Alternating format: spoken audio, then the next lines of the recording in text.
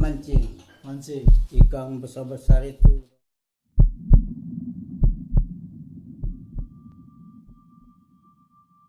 Ya biasa kita dapat Pak dulu, tapi sekarang tidak bisa lagi. Dulu kita dapat 30, 40. Dulu Pak, iya.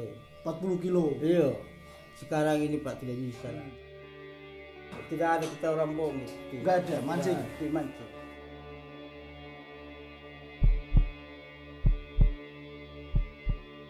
En Indonésie, proche du parc national de Komodo sur la petite île de Seraya Besar, les villageois dépendent uniquement de la pêche.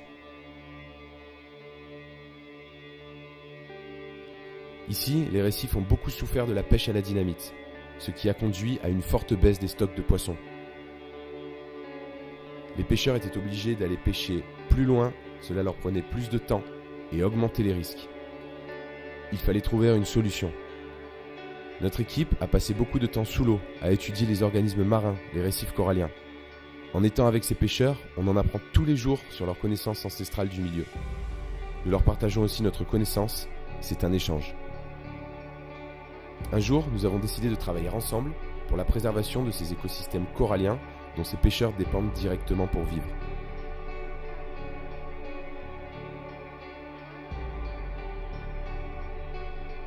En utilisant la restauration de récifs comme outil pédagogique, ces pêcheurs ont pris conscience que le corail est un animal, qu'il est fragile, qu'il grandit et qu'il abrite beaucoup de poissons. Ensemble, nous avons transplanté 10 000 colonies coralliennes sur une zone de récif détruite. Nous avons mis en place une aire marine protégée gérée par ces mêmes pêcheurs. Et voilà le résultat. L'interaction entre l'homme et le récif corallien est un équilibre fragile et un souci de chaque instant. Et le meilleur moyen de protéger un écosystème naturel est qu'il soit protégé par les personnes qui en dépendent directement.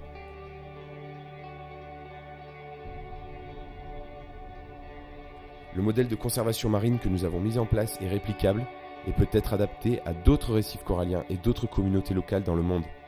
Et l'étape suivante pour nous est de le transmettre et de donner un message d'espoir.